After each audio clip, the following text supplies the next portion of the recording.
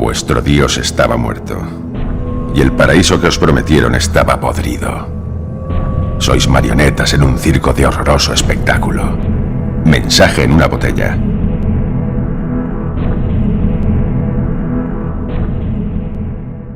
Cualquier sistema que montéis sin nosotros será derribado. Si es que es sistema de gobierno.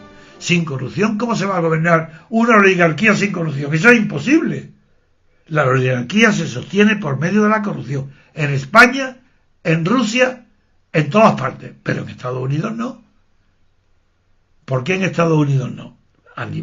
Estoy hablando de nivel estatal, el máximo nivel político. Porque claro que habrá corrupción en todos los pueblos. Allí donde los alcaldes de Estados Unidos, o la policía, o el comisario, o el sheriff de un condado, de un pueblo importante, si no tiene nadie que lo controle, porque ese nivel tiene comprado, pues claro que hay corrupción, pero ese nivel no es el nivel del Estado, no es lo de España.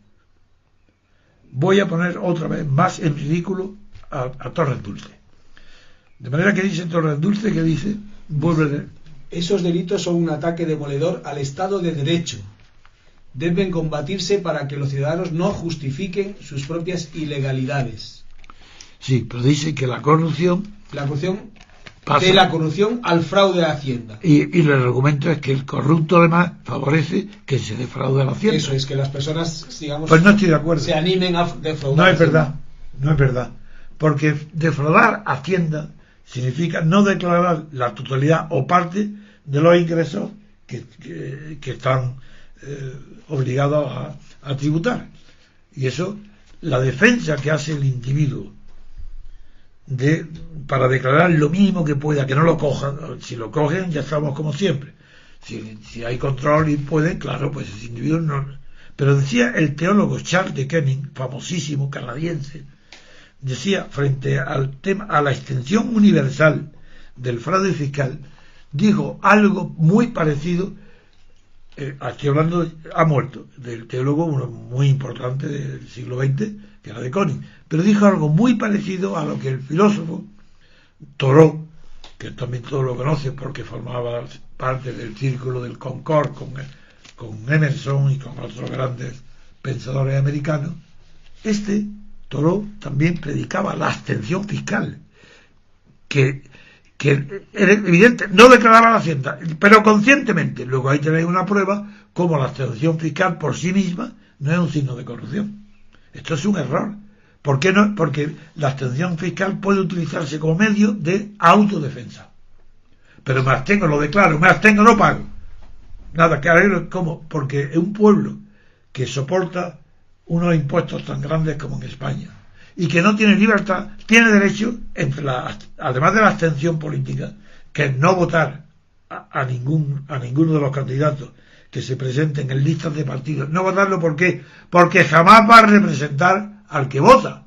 Porque en el sistema español son las listas de partidos hechas por el jefe del partido, las listas, las que nombran a los diputados, y los que salen obedecen a su partido, no al que lo ha votado.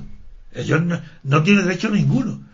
Pues por eso digo que la abstención fiscal se une a la abstención política, pero para eso hay que tener una escala, una estrategia, una inteligencia que defienda la libertad y los derechos individuales contra el abuso de poder que implica todos los tipos de corrupción. Y la corrupción fiscal no es más que un tipo más de corrupción, porque si es verdad que no estás de acuerdo con ella, dilo, declárate y te expones. Dice, me abstengo de pagar impuestos. ¿Por qué? Porque no están siendo utilizados, porque no hay democracia, y porque en una oligarquía bancaria como la que hay en España, y que solamente hay dos partidos que tienen la soberanía política, sobre eso está justificado la abstención fiscal. Ahora, hace falta una conciencia de humanidad, una conciencia de moralidad tan grande para afrontar las consecuencias que pueda tener la abstención fiscal, que en España eso es que ni en ningún pueblo latino es que ni siquiera se le ocurre. Y sin embargo yo pediría, si hubiera una votación donde la abstención fiscal hubiera sido muy grande, menos desde luego del 50%, hubiera sido por ejemplo un 40%, desde ese mismo momento pediría yo la abstención fiscal. O sea, está usted diciendo, por lo que yo entiendo, que es un paso siguiente a la delegitimación del gobierno Totalmente. del Estado por no votar. O sea, Totalmente. o sea, Primero, ejemplo, yo digo, abstención. pidiendo la abstención de no votar. Bien. Y si triunfa esa campaña, esa consigna, porque vota solamente el 40% del censo, entonces, aunque los partidos que están corruptos todos tengan la corrupción tan metida dentro que les importa un bledo que los voten solamente el 40%, les da igual, porque ellos ni van a dimitir y no se va a arreglar nada, salvo el paso siguiente. Porque una vez que el gobierno no está legitimado y solamente tiene la fuerza de la ley, porque es legal pero no legítimo, desde ese momento dice, muy bien, tú no tienes legitimidad para ponerme a mí impuestos, por tanto pido a toda la población inteligente y sobre todo la más rica que no pague hasta que no haya libertad y democracia. Eso es acción, ¿eh? Es claro que me lo nieguen, pero claro, estos pobres tontos como los nuevos del 15M creen que abstenerse, no sé, que es mejor votar en blanco o votar escaño en blanco, algo horrible, que mejor, cuando no se dan cuenta que el voto en blanco es un voto a favor del sistema. La teoría aceptada universalmente es que vota en blanco a quien no le gusta ningún candidato, pero que está de acuerdo con el sistema electoral que hay, está de acuerdo con el sistema proporcional, con los partidos, está de acuerdo con todo, pero no le gusta ningún partido, entonces vota. Pero como está de acuerdo en que sí, el sistema tiene que ser el que hay proporcional, vota en blanco. ¿Quién se abstiene? Quien no está de acuerdo con el sistema electoral. En cambio, puede incluso gustarle bien. Es difícil que gusten los corruptos, pero como también hay mujeres, a los hombres les puede gustar una mujer ministra y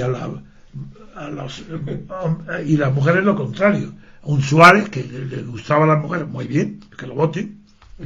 Pero yo digo que estas personas no saben lo que es la deslegitimación.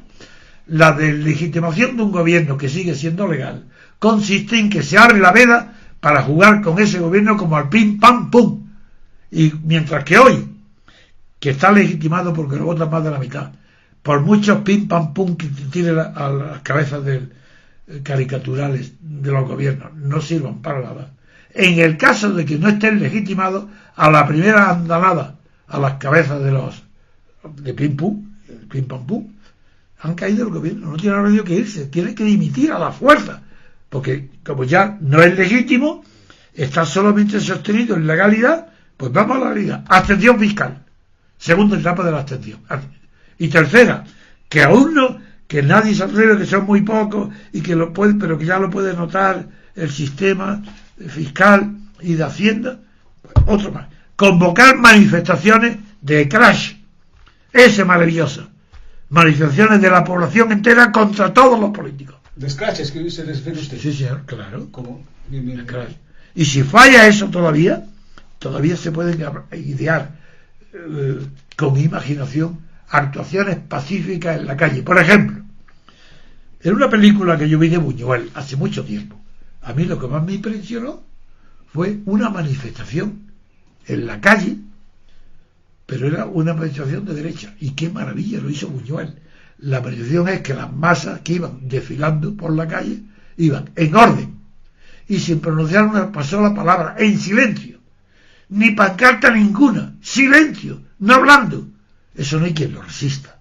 Si salen en Madrid y en las principales ciudades manifestaciones de 100.000 personas sin hablar, eso es que el gobierno no dura ni un segundo, porque no produce más pánico, nada más que el silencio. El silencio aterroriza, porque se sabe que un momento, el silencio es lo que precede a las tormentas. Entonces aterroriza el silencio cuando es el presagio de una caída, de una tormenta. Y la abstención marca ese presagio. Abstención de votar, abstención fiscal, y luego, complemento, marcha pacífica, educada, de caballeros y señoras, bien educadas, sin gritos contra nadie, nada más que una pancarta nada más que ponga apertura de un periodo de libertad constituyente, y en silencio todo el mundo. Y como preparación para esa acción definitiva, pobres estos del 15M que no tienen ni idea de lo que es la lucha por la libertad, porque no han luchado nunca, ellos han encontrado lo que hay. No es libertad, pero ellos creen que esto es libertad. Si no, no participarían y salen de ellos partidos para votar este sistema y criticar a la abstención política. Pero ¿qué inmoralidad implica que una persona que se cree de izquierda y que critica a los que pedimos la abstención? ¿Pero qué estáis diciendo? Vosotros sois monárquicos y de derecha, de ultraderecha. ¿Pero quién puede apoyar a una oligarquía? Solamente los que son como ellos, como los oligarcas. Y es que hay duda alguna de que España es una oligarquía de los dos partidos. ¿No son ellos los que tienen el imperio? ¿No son ellos que si quieren modificar la Constitución en un minuto les llama Merkel y los dos dicen de acuerdo, ya está la Constitución contemplada? En cambio, para modificar la Constitución, para introducir la separación de poderes, que haya un poder legislativo distinto en origen, no en ejercicio, distinto en origen del poder ejecutivo. ¿Cuál es la fórmula? No hay otra. Un sistema electoral directo para elegir el jefe del Estado y presidente de la República, por supuesto. Ninguna monarquía va a aceptar ese colosal principio moral y político que consiste en separar los poderes. Un monarquía de eso lo sabe, y las pruebas que lo sabe es que mira aquí Juan Carlos, como que él no participa en la política, pero en cambio está plenamente inmerso en la corrupción. Eso lo sabe todo el mundo. ¿Por qué? Porque es un elemento más. La oligarquía necesita que nadie discuta el número uno para no poder enfrentar, para una manera de evitar la lucha entre los dos partidos principales, y por eso tiene a Juan Carlos de Rey como pretexto. Pero continúo. ¿Cuál es entonces el secreto? ¿Cómo se puede evitar con la corrupción en 24 horas? Desde luego, modificando la Constitución. No reformando, esa es una tontería. ¿Cómo se va a reformar esta Constitución que es una patraña desconocida, que no hay ciencia constitucional que pueda ampararla? No. Decimos ahora, con Susan, que la he citado tantas veces, Ackerman, que cito siempre su conferencia en el TAIP de Moscú, pero ahí estaba reunido los florinatas de los sociólogos que estudian el sistema de la corrupción, y dijo, la causa el 99%, dijo la palabra literalmente, el 99%, hay un 1% incontrolable que puede corromperse en cualquier parte del mundo, pero el 99% de la corrupción existente en el mundo es debida a que no hay separación de poderes. Esa persona no estaba pensando en España, estaba incluso pensando en Estados Unidos, porque ya pues, contra la corrupción no hay más sistema que separación de poderes. ¿Y cómo se puede evitar la corrupción si los poderes están separados?